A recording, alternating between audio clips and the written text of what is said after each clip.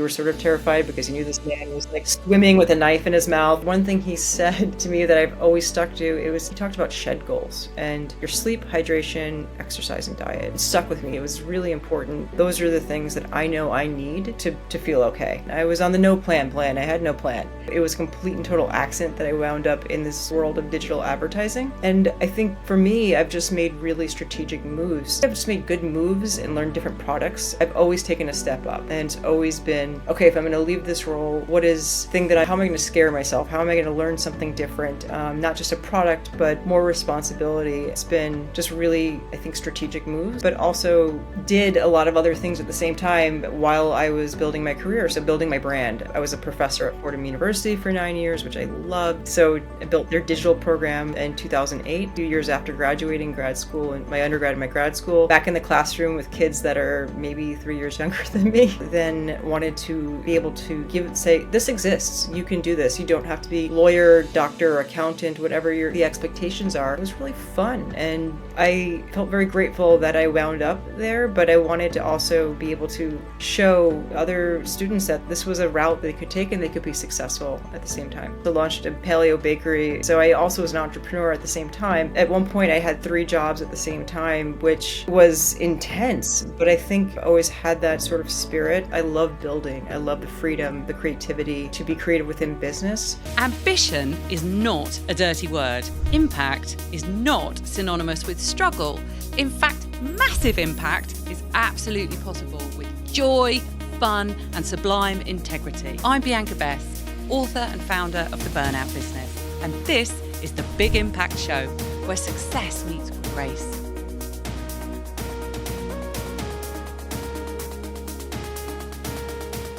Today on the Big Impact Show, I'm absolutely delighted to be joined by the amazing Gina Cavallo. And Gina not only rocks her career, but she rocks a wardrobe that is just unbelievably cool and powerful. And as soon as I saw this lady on stage, I was like, I want to meet her and know where she gets her suits from. So welcome to the show, Gina. Thank you so much. And I got to share the stage with you, which was amazing. And I think one of the best outputs of that panel was our friendship. So thank you for having me. I'm really honored to be on your show. Bless you. The pleasure is all mine, all mine. So in this series, I'm interested in amazing, ambitious souls who are having impact their way. And you are certainly someone who epitomizes that in spades. So can you tell me your story, tell our listeners all about your story, how you've got to the place that you're at today, which I haven't even described yet. So let's start at the beginning of, how has your journey undulated from entrepreneurialism into corporate, into the magnificent role that you hold today? No, absolutely. I think it's so interesting because, probably like yourself, I do a lot of mentorship and they're like, what was your plan? I was on the no plan. I had no plan. I decided to not go to law school, which utterly disappointed my family, and said, I'm going to go to grad school and study communications. And my father said, well, what is that? I don't know, but I'm going to figure it out. And, rolled right into working at Ogilvy. So on the agency side, had no idea what I was doing. I think I was in direct mail on the IBM account, which is basically anyone who's ever worked at Ogilvy has touched that piece of business at some point in their career. Got really lucky, and when 50% of my team got laid off, they moved me into media. So it was a complete and total accident that I wound up in this world of digital advertising. And I think for me, I've just made really strategic moves. So from the agency side for 5.5 years, rolled into a startup, helping them build a sales team at 27, and then I've just made good moves and learned different products. And I've always taken a step up. And it's always been, okay, if I'm going to leave this role, like, what is the thing how am I going to scare myself? How am I going to learn something different? Not just a product, but more responsibility. And, that journey over the last 20 years,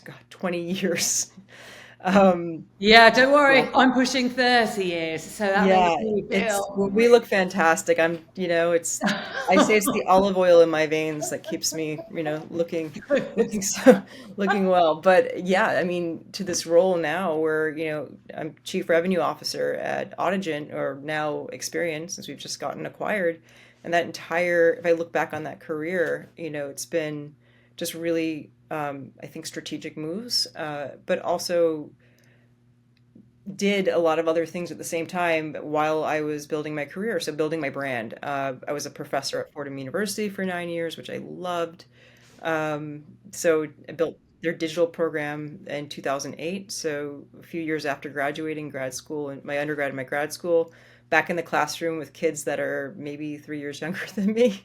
Wow, that's incredible. So while you were building your own career, you were also paying it forward already to educate others to learn what you'd already just recently learned yourself. Well, you think about the time, and these courses didn't exist, and textbooks still don't exist for digital, right? It moves too fast. There's no way to really have a textbook anymore. So it was it was something that I was lucky to have found by happenstance, but then wanted to be able to say, this exists. You can do this. You don't have to be lawyer, doctor, accountant, whatever the expectations are. This entire other world exists, and especially in that era, where we were all growing up together in digital advertising, it was really fun, and I felt very grateful that I wound up there, but I wanted to also be able to, show other students that this was a route they could take and they could be successful at the same time. Wow, that shows that whole story, that whole trajectory shows that you've been clearly strategic, to use your own description, and clearly very brave because you've always up leveled, you've always wanted more responsibility. So you've been very strategic, very brave, and clearly busy because you've decided to do the educational bit whilst building a career. So can you tell me about these three aspects of you and how they show up? Where have they come from? Well, actually, I did not mention that I also launched a paleo bakery somewhere in 2013. So I also was an entrepreneur at the same time. And so at one point, I had three jobs at the same time, which, was intense. But I think I would say my father was an entrepreneur. I've always had that sort of spirit. I think that's why I've basically, outside of a few companies, I've always worked at startups. I love building. I love the freedom, the creativity to be creative within business. So I think it might have been a bit innate, even though when I switched over to sales, I'm the quiet one. Shocking. And I know I'm the quiet one in the family. Your suits tell a different I story. know, yes. Well, they look good on stage, so They do. it's Impact. being able to stand out. But I think my family was surprised, like, you're going to be in sales, like, you're just, that's not your thing, and I don't think it's your thing. And it went up working out because I think you can be I think being a great salesperson especially is being authentic and whatever that is, right? So being able to be trustworthy or reliable and or building connections with your customers who some of them are my best friends. You're definitely someone that I've made along the way that's a friend. And I think that for me was a strength that I leaned into to build, my career. And so that brand, between entrepreneur, educator, and media, executive, it just, they all sort of intertwined, but it makes me me. It makes me the brand that I am 20 years later. It's so powerful. It's so powerful. So actually, your drive to be authentically you gave you that motivation to have so many jobs simultaneously. Yes, I know. Yeah, talk about burnout, right? That was a different time. It was also, yeah, definitely much younger, and I could handle, leaving a job at 3 o'clock, driving up to my university, teaching for 3 hours, and then driving home. So it was definitely a different time, but I wouldn't trade it for the world. I learned so much, and that became my brand in the industry too. Folks knew that I had this other side business. I could bring in the products to lunch. I was selling them in all the fitness studios in New York City. So it became like really kind of part of who people think, still think of. I still get, messages on LinkedIn or on social media saying, "Hey, do you still have that bakery? I remember those donuts you brought over to the agency." And it just became so part of my brand. And then even the education piece, yeah, I have someone from my class that I got an entry level job at Publicis many, many years ago, and he is a VP of programmatic in New York. And every time I see an email from him, I'm just so happy. Like it warms my heart to see that he has he's stayed there and he's just climbed and climbed and climbed. Oh, is that our mutual friend? No, but I will. He's fantastic, and I'm so proud of him. Yeah, yeah, no, but it's amazing to see, someone thrive in our world from something that started, with my class. Like that's a gift. So when you think about the amount of work that you were doing, and you talk about when you were younger and you were just following what you were interested in because it was fun and it all intertwined and it was all part of you.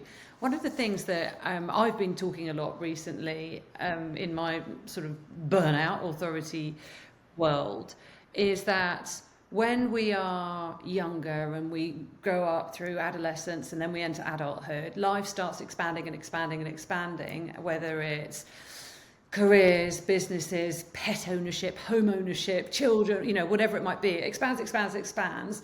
And certainly my personal experience, but a lot of people that I work with, as part of that expansion, there's almost this myth of having it all means doing it all, and everything's expanding and we do more, more, more. And at some point, our lovely, energetic, optimistic, ambitious selves go, hang on a minute, I don't think this version of doing it all is okay. Was there a moment for you where you suddenly went four different work streams simultaneously is too much? Oh, absolutely. I took my first executive role, I think it was like 2017, where I was traveling all the time. And that was not just in the US, but to India and London. And it just, it became a point where I knew that I couldn't be my best.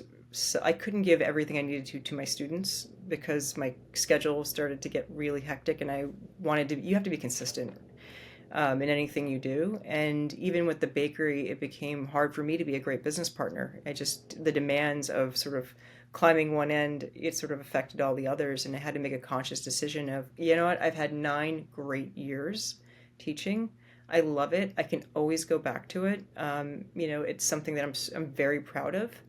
And the same thing with the bakery. We did decide to close after a while. It was not, I'd say, not a financial success, but we were hiring folks coming out of the Bowery Ministry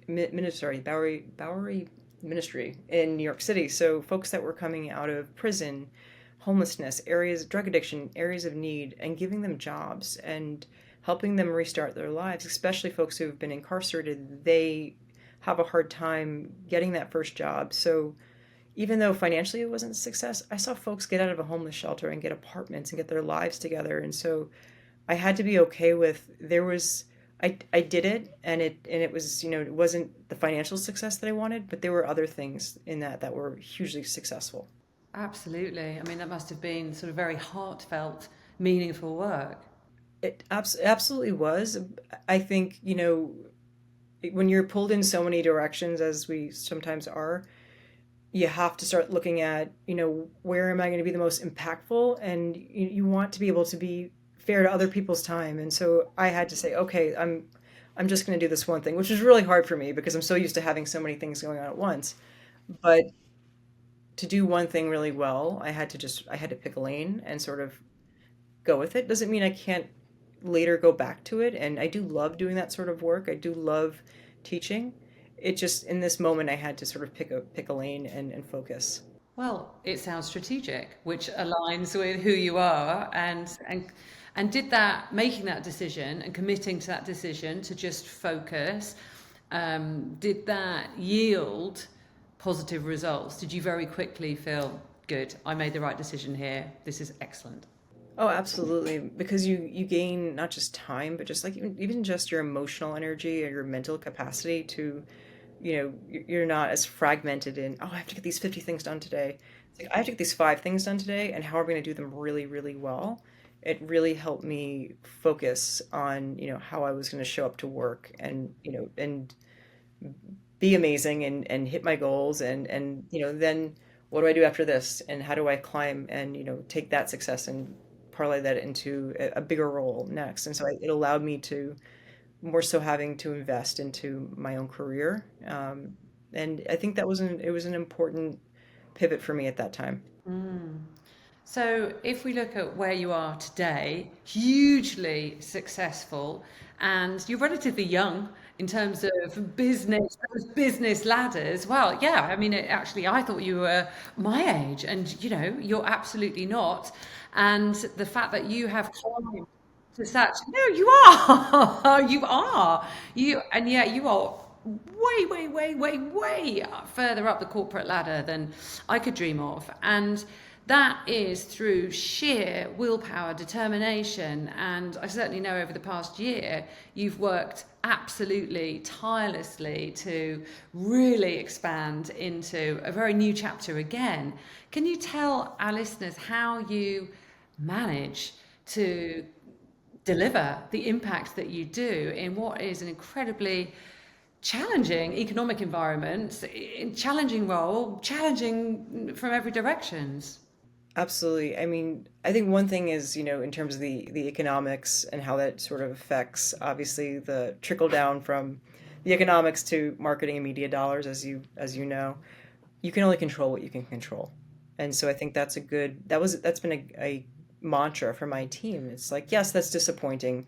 That client's not going to spend $2 million with us this year, but we can't control that. So what can we control, and how do we continue to push forward in an economy and in an industry where you have little control over those things. And we delivered a fantastic year again, more growth, which, I mean, Audigent's been a rocket ship over the last 3 years that I've been there, and move. And I think had to well I know I had to then level up in terms of, okay, we're going to go through this due diligence process, and we're going to sell the company, and I've never done this before, and this is really scary. And I know we spoke about it last fall, and it it was okay. I'm this is terrifying, but I'm going to do it. I'm going to push through it. And time, unfortunately, I didn't have a lot of time. Yeah, Labor Day weekend, I canceled and I studied right before our meetings with our investment bank and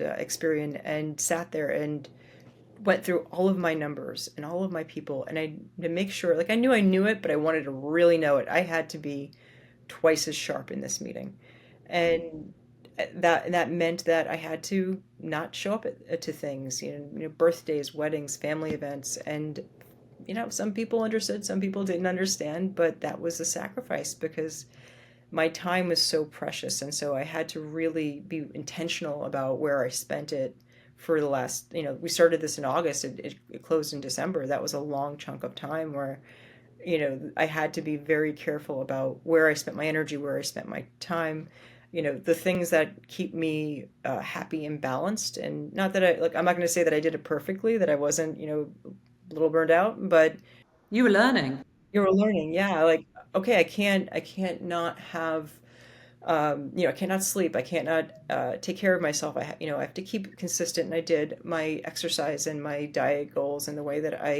the things that I know I need to be a fully functioning human. These subset of folks are my people, and if I'm going to invest my free time, that's where it has to go. And I don't have time, unfortunately, where, it's 90-10 with some of the, some relationships. I've had to really cut down on how much I was expending out, in that time. And it was a great lesson, actually. Yeah. And you put your oxygen mask on first. Yes, that's yes, that's really, yeah, that's true. Our one of our mutual very good friends actually said that to exact same thing to me. You travel all the time. My best friend John, you travel all the time, Gina. Put your oxygen mask on first. And it is like still rings in my head all the time, as it's such a great saying, right? You have to take care of yourself. If you don't take care of yourself, how are you going to take care of your team or your family or Exactly, exactly. And also I think there's a bit of a myth around balance. If we think about balance in our lives, there are always going to be moments and periods where we have to over-index on work, perhaps, over and above family engagements. And, as you have just described, that's a tiny fragment of time, albeit, most of the latter part of last year. But it's common, isn't it, that we have to actually work out where we focus based on what our individual priorities are. And if for you it was the business as the priority then it makes sense that you had to cut back on family. But I love the fact that you still prioritized yourself because you recognized to give your all to work, you still had to focus in on how you nourish and nurture your own energy. Yeah, it was, it was probably when I took that leap into the executive chapter of my career. We had this fantastic coach that worked with our team, and he was actually a ex-British Navy SEAL.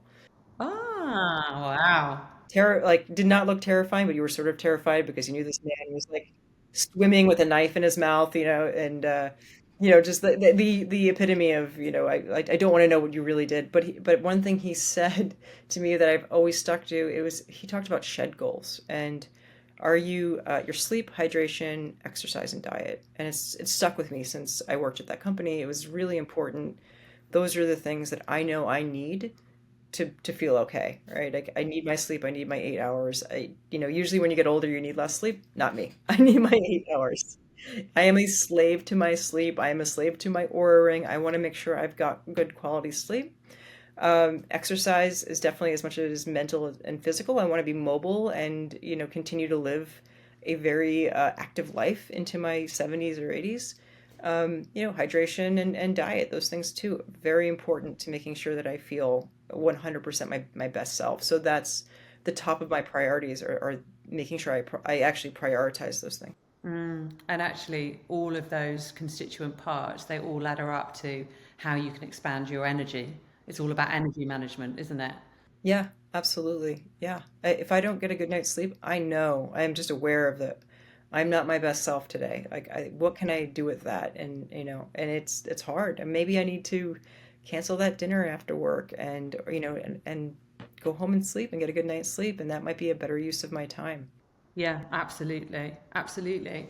So, if we can manage the physical sides of ourselves, and you're clearly really clear on how you can manage your energy to have enough impact through that physical control, how do you manage the overwhelming like work demands that come in, and when there are going to be some tasks that get you excited and invigorated and are motivating, you're like, oh, I want to throw myself into that because it gives you energy. But then there are going to be other tasks that are like, oh no, that's going to deplete me. How do you manage that balance of the work energy? Yeah, it's tough. I mean, also really great to have great captains and great folks on your team that can help. I think, some of the things I've seen in throughout my career are when folks are not great at delegating and giving things up. It's sort of it actually inhibits yourself from growing and then them from also growing. Some things you just have to do, and that's just it is what it is. Uh, a lot of it has been also just I've really worked on boundaries this year, right? Yeah, so is there a media emergency? Is something going to happen after 7 p.m.? No, most likely not. Um, and I'm up early, 6 o'clock in the morning, dogs for a walk, eat my breakfast, go to the gym, get into the office. Though by 7 o'clock, I'm ready for bed. I am like a grandma in my 40s. Like there's no doubt about that. Listen, I am the happiest person if I'm in bed by 8:30 with, Netflix on. Great day. Mm-hmm. I've had to put those boundaries in on, how do I organize my time? And I think that time management for me has been the biggest key to success, and also those boundaries around, no, you can't call me at 9 p.m. And sorry, I will get to it in the morning. And so my phone was off. And I'm the worst friend, by the way. If you have an emergency, I will not hear it. Phone's on silent. Like don't call me. I will be there the next day when I see 50 missed calls, but frankly, I'm not that friend. I'm with you there. My children, I also put my phone on airplane mode, and the kids are like, well, what happens if there's an emergency? I'm like, I need my sleep. I'll get there in the morning. So, And even on vacations, right? So I check my email in the morning, maybe once before I go out to dinner, and then that's it. Like there's no more taking calls during vacations, which I was terrible at for the last 3 years. But since this process, I've put down hard boundaries around my free time so that I can be present when I'm on vacation. and not distracted by everything that's going on at work. It'll still be there, and there are still great people that can handle it. Yeah, it will still be there. So you told me earlier that you've been working with a coach throughout this most frenetic period, and I applaud that because too many people, when it's intense, they don't have time to fit something else in, like a coach. So tell us about that decision to nurture yourself through this expansion with a coach. I mean, no one, I would say there's always somebody who knows more than you do or has been through more than I have or you have. How do you, for me, it was really finding the person that was going to push me, look at things from different angles. When you're so close to things, sometimes you get stuck. Right? Obviously, you're so close to it, you can't see the bigger picture. I really needed that, and I think knowing my own limitations as a person, and if I get fired up about something, I had Sharon, who's my coach, who's incredible, to say, no, no, you're step back. You're not this. It's not personal. This is how you need to address X, Y, and Z, and it's been invaluable. And she's a retired executive from our world, from the agency world, and the things she's gone through, even down to like contract negotiations, she's pushed me to say, don't, because women will do this. I don't want to ask for that, right? It's one of those female, isms that we have to get better at. She's, no, no, no, don't devalue yourself. You need to ask for what you're worth. And she's been an accountability check for me. Like I could not have gotten through the last 3 years without someone like Sharon that just pushed me to be better. So I highly recommend coaching because it's like a therapist, like I highly recommend therapy, right? But I highly recommend someone in the business world that can give you their experience and say, oh, no, no, I went through something similar. Did you think about this? Or, don't devalue yourself here, ask for this. And especially as women, it's been a game changer for me. I'm so grateful for her. What I have noticed in corporate is that generally, if someone asks for coaching, certainly in the organisations that I've worked in, it has to be tied to a particular outcome and it's only for a tiny fragment of time.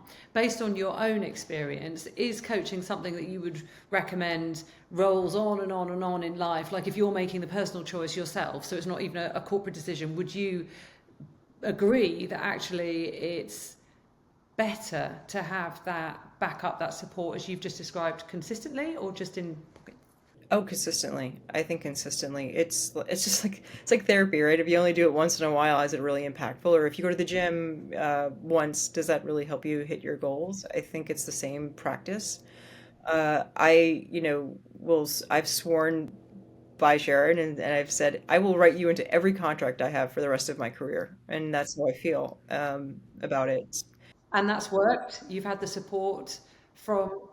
Yeah, Audigent and Experian, and it's really it's incredible, and I think it's going to be one of my non-negotiables moving forward in my career. Like, you want me, you need to have her too.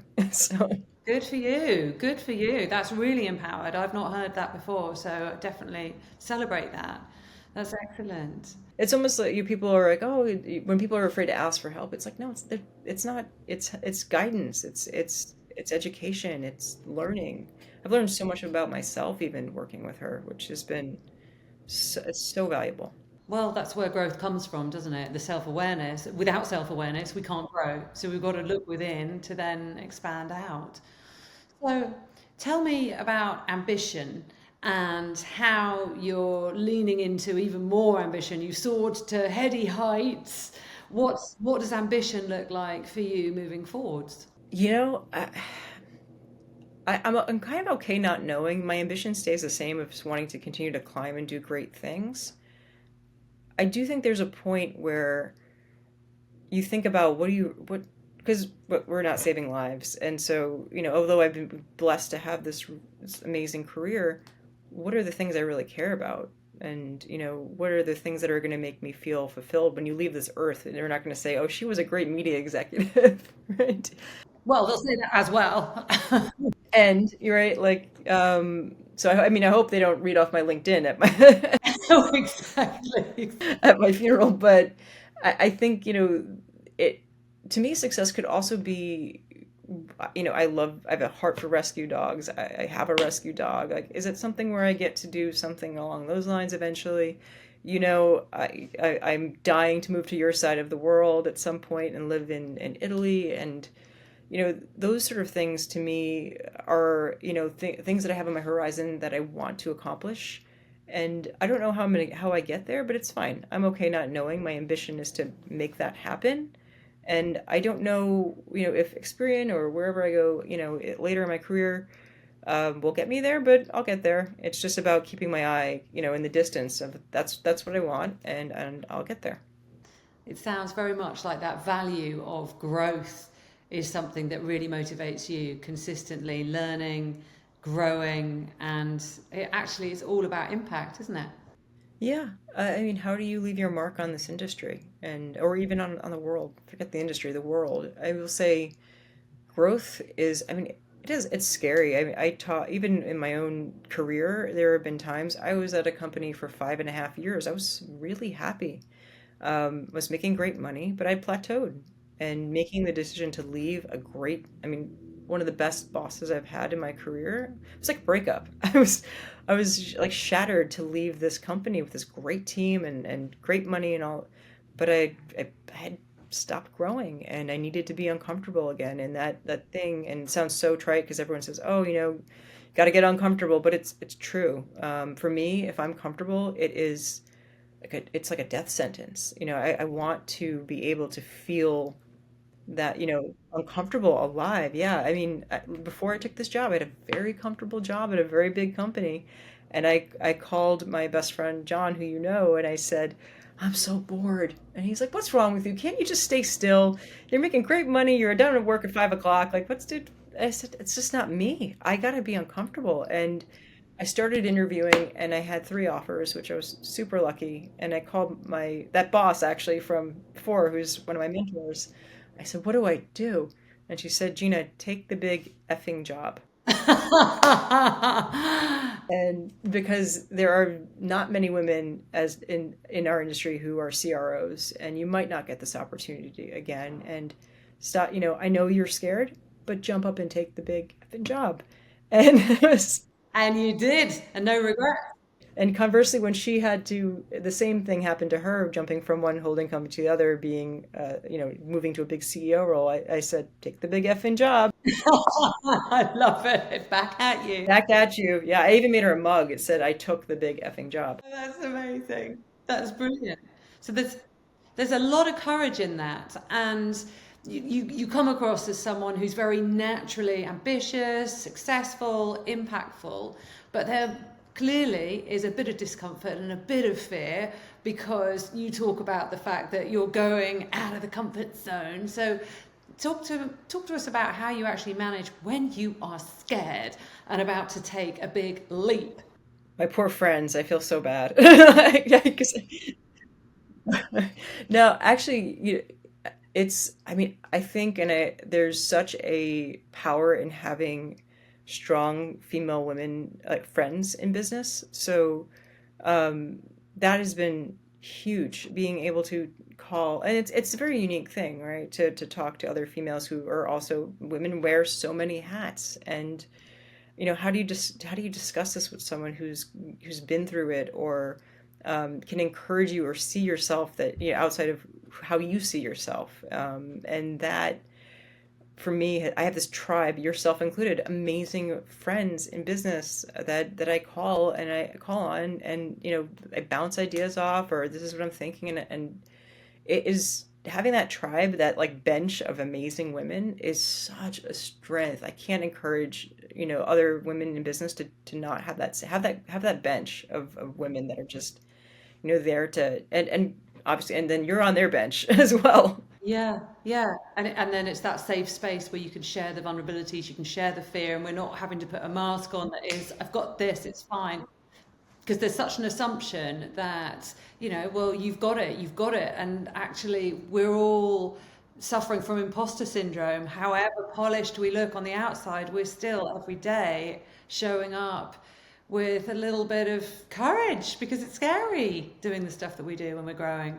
It is, but I I think when I've always pushed myself to do things that are scary. So I had a horrible fear of speaking in public, and when I got the opportunity to teach, I I pushed myself into it, and I probably shook the first few classes and had my notes, but then you get over it. It just becomes practice, and those things I'm glad I pushed myself. I don't know if that's I was an athlete my whole life. I was an athlete in college.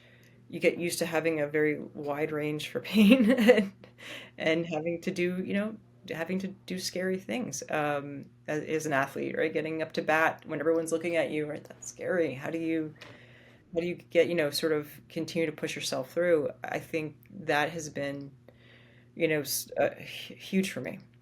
That is, well, that is the psychotherapeutic treatment for fear is to try and anesthetize yourself to the fear by exposure so consistently. Yeah, so that's absolutely what you've done. So, what are you scared of next? What's coming that makes you tingle? I don't know. I'm not so, I think it is obviously, going through a huge acquisition and then not knowing your baby goes into this big $40 billion company and what does that look like? But I think it's a challenge in itself to figure out how do I learn more? There's so many impressive people at Experian. How do I continue to learn? Um, and there I feel like I've figured it out and I've never had this. It's been like that, and that's okay. And that's sort of I have a weird confidence in that it will work out the way it's supposed to, and I know it probably sounds really trite. I love that. No, that's surrendering and trust. You can only control what you control, and again with like I've not been, I've been on this, not the full bandwagon of the Mel Robbins books, but I did read the book just because I wanted to know what everyone was talking about. And it's like let the whole the recent one, yeah, the let them. And one thing she did say, you're not going to like this one thing was about work, and you're not going to change this company that if you don't like it, but you can change what you do. You could leave, right? So knowing that that's in your control, that's empowering. Knowing that I have a choice of where I go from here. I don't need to know. I don't need. It's been a great ride for the last 20 years. I've been super lucky. I mean, God, we're having this conversation, and we met in Cannes. Like, amazing privilege to be able to do that. I don't need to know now. It'll be fine. Oh, I love that. It's optimism in the sort of jumping off the cliffness of not knowing what's next. So, final question for you then. How do you define success? I I think there's a bit of obviously the success isn't just financial, but financial does actually allow you to do the things that you really care about. We talked about the dogs and Italy and those sort of things. Eventually, I think that gives you the freedom to spend time more on what you're passionate about. And you're doing it, you're walking the walk yourself, right? And you're really passionate about. Um, I think that would be success. And I think success is also, and it sounds corny, but I think just being able to spend time with the people that you love, the people that fill your cup and that are, that having that time with them, whether it's your family or your wife or your spouse or partner, my dogs, like whoever, it's that to me is success. Having that, having the time and also being able to travel and see the world, like that to me is something that if I think about where my money goes, it's always, I look at my Delta account. It's Travel, travel and time with family. yeah, time with family, time with people I love. I think this last year has really taught me a lesson on how do you invest your time. It's obviously it's important, but everybody wants something, and who are the people? It sounds a bit like calculated, but who deserves your time, right? And it can't always be 90-10. It's never in any relationship. It's never 50-50. Things shift. It's a balance. But who are the folks that are, that really deserve your time? Who are the great friends that show up for you? Your family? Those things to me, I think, make me happy overall. So if you think about success, I just want to be happy. And yes, financially, of course, everybody wants that. But I think for me, it's just like how am I happy, being fulfilled with all the people in my life and doing the things that I love, like travel and living closer to you in Europe, obviously, like that's on the bucket list. That's beautiful. That's lovely. And that actually is the top regret of the dying, is not having spent enough time with those that they love and not having showed and expressed love as passionately as they could have. So I think that's beautiful that that's your intention, and hooray to the last year having brought that into focus. And yeah, huge congratulations on being where you are right now at this, again, massive level up. You're a woman that never stops leveling up, and you really, hats off to you. Congratulations for navigating life as you do and being such an inspirational role model who always looks absolutely awesome. Thank you. Well, I hope I continue to impress with my suits in 2025. I will certainly run them by you. You said just tell me where you get them and I'll try and get some too. Absolutely. We'll match for sure. Thank you so much for coming on the show and sharing your inspiration, how you're doing success with grace. Thank you. So what's reverberating with me after that inspiring conversation is when Gina said that she reflects on who deserves her time. Who deserves her time? And she's had the awakening in the past year through chronic business stress to really direct it towards friends and family. And that's a bit of an awakening, but isn't that poignant? Who deserves your time? It's certainly something I'll be reflecting on this evening. So I hope you enjoyed that episode of The Big Impact Show. Please be sure to subscribe and tune in next time for another interview with another inspiring, ambitious soul who is stepping into success with grace.